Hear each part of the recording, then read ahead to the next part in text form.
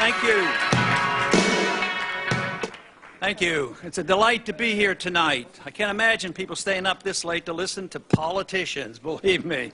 But it's great to be here, and it's a great theme tonight, talking about freedom and faith.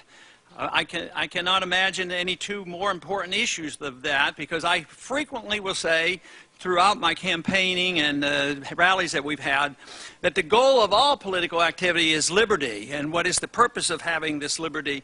Well, the purpose of liberty, as far as I'm concerned, is to allow creative energy to be released for us to then seek virtue and excellence, because governments can't provide virtue and excellence. You have to have a free society so we as individuals can assume that responsibility.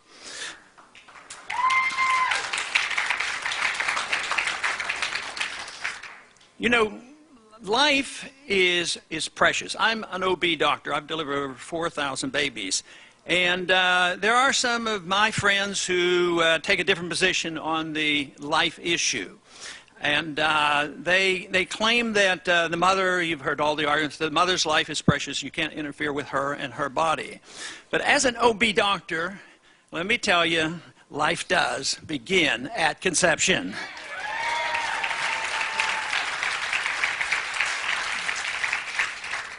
And also, it's very legal. If I, as a physician, do something wrong and injure the fetus, I can rightfully be sued because of the rights of the fetus. If the fetus is injured in an accident or a homicide, there is a homicide because of the fetus being killed.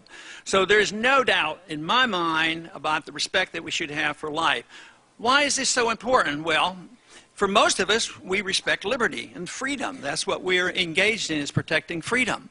So if we do not have high respect for life, how can we be dealing with our personal freedom, of personal privacy, our rights to homeschool our kids, and the right to pick our religion and make personal choices on what we do?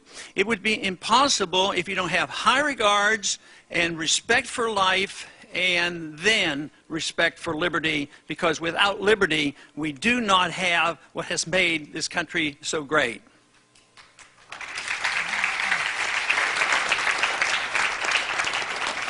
We live in difficult times today because I think there's been a total rejection of some of these basic principles that have made America great. I was in the military during the 1960s. I was in the Air Force for 5 years. But the 60s were rough times. We were engaged in, unfortunately, an undeclared war, and it was tragic in the sense of life lost. But cultural changes were occurring, and that is when abortion, became, commonplace. So the people changed before the laws changed. So morality has a lot to do with legislation. We don't have abortions today because the law permits it. That's made it worse. But the law accommodated the social changes that occurred. It was the breakdown of our social system at that time. The war had something to do with it. The drug culture had something to do with it. And, of course, this move toward making life so careless and accepting the notion of abortion. But during this period of time, there was a rejection of the family as well. It started off, then the statistics came out, and they started to show that minorities were having more babies out of wedlock. But now it's cultural. I mean, it is getting to be epidemic that the family values and the families have broken down, and this is where our real problems come from. We would like to think all we have to do is elect the right politicians and everything is going to be okay. But believe me, the government is a reflection of the people. That's why the burden is on people like you to make sure that we have those values. But the family is something that's very important. It's ingrained in our Christian heritage. There's, in the Constitution, one of the provisions that I cite the most frequently is Article 1, Section 8, because that tells you everything we're allowed to do. The rest of the things we're not allowed to do, and the 9th and 10th Amendment, of course, confirms that belief. But there's a biblical passage in the Old Testament. It's 1 Samuel chapter 8. So I remember that, the first chapter of Samuel, 1 Samuel in chapter 8. Now that is the provision. I'm sure that you have heard of it before, because this is when, after the Israelites came out of Egypt, they had accepted God as their king. And that's what they lived by. They did not have a king. What they had were judges. It was a patriarchal society. It was a family-driven society. But there were always going to be arguments and conflicts. So these conflicts were taken not to the government, but to somebody that was chosen to be a judge and a respected person that respected the law and respected their traditions.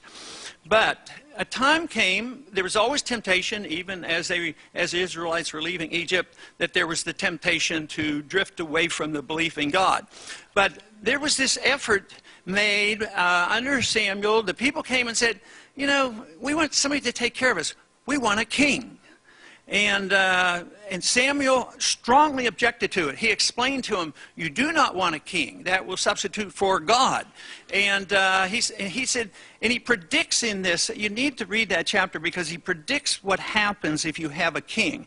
He said, the king will take your young people, your young men to fight war, the young women to be used in the government. They're going to tax you and they're going to overburden you, and you will have to work so much time, like 25, 35, 45% of the time for the king. And I got to thinking, you know, it was astute wisdom and astute advice, but isn't that essentially what we have done today? I don't think we need a king, and we don't need Washington to act as if they're the king in this country.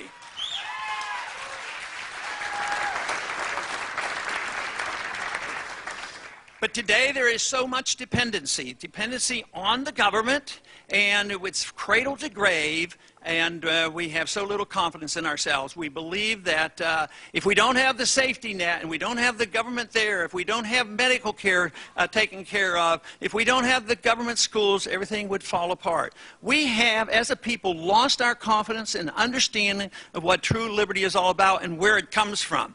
And it doesn't come from our king. It doesn't come from our government. Our liberties come from our Creator. That's where our life and liberty comes from.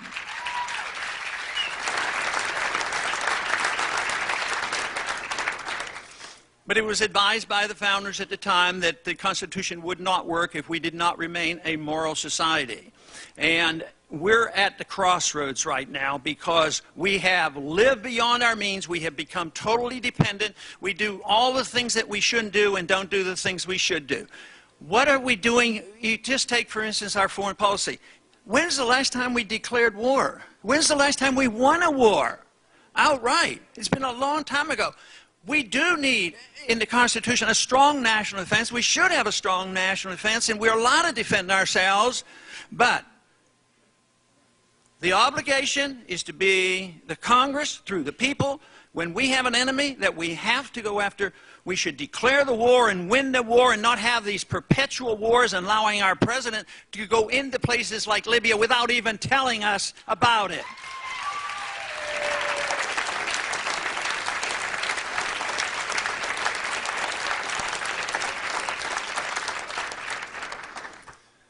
But faith and freedom is a crucial item. We must have the faith that generates an understanding of what true liberty is about.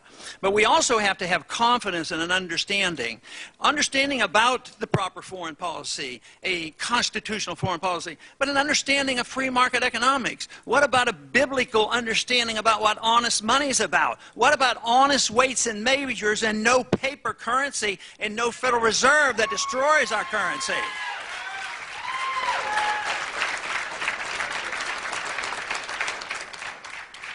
There's nothing moral about our financial system and our monetary system. And this recent breakdown of our system is proof positive of it. Because it was predictable that there was a bubble out there. Many predicted it, that it would come and it would burst, and it did. But guess what? Washington panicked, And they said, you know, the end of the world is coming, so what we must do is we must tax the people and spend more money and borrow more money and print more money, and that's going to get us out of trouble. But they didn't ask, how did we get into this trouble? Well, we spent too much, we borrowed too much, we regulated too much, and we printed too much, and they thought that was going to help. But it doesn't work that way. Honest money means that you can't counterfeit money. There's a good little booklet called The Law by Bastiat, and he teaches a principle that you as an individual, or the government can't do anything that you as an individual can't do. But you're not allowed to counterfeit. Why do we allow the government to counterfeit? That's why government is so big. They don't have to be responsible. And we don't need to raise the national debt so that they're just encouraged to spend more money.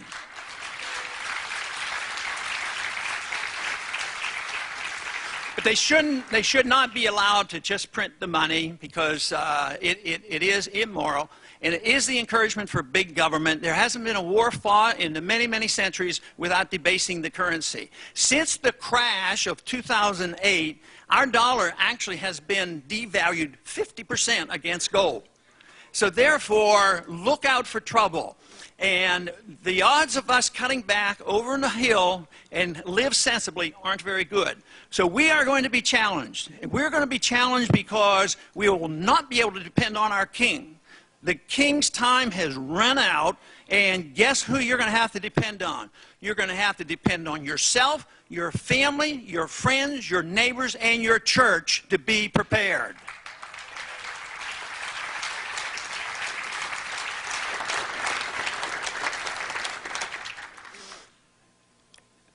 It will be challenging. There is no doubt about it. But the reason why we should be optimistic about this is we have great traditions. We know something about sound money, private property, contract rights, and it's not quite like the kind of problems that the Soviet system met. But we will. We're overextended internationally. We cannot be the peacemaker of the world. We cannot be nation building because we don't have the money. At times when I think about what we need to do, everybody that wants to tell you what to do, you'll have to sacrifice. Well, you know what? I don't tell the people I talk to that it's up to you have to sacrifice. You might have to go to work and take care of yourself, but what would it be like if you had less regulation, no income tax, and sound money? That's not a sacrifice. That means you could take care of yourself a lot easier.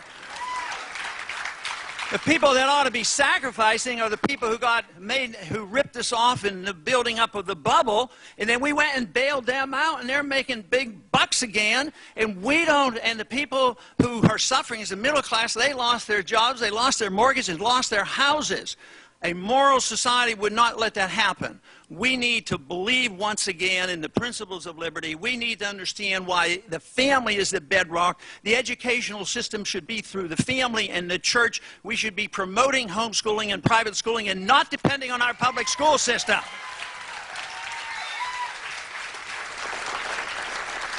But the good news is I have been speaking out a lot in the last couple of years, especially around the country, and with a lot of young people, and I spot a lot of young people here. The burden is falling on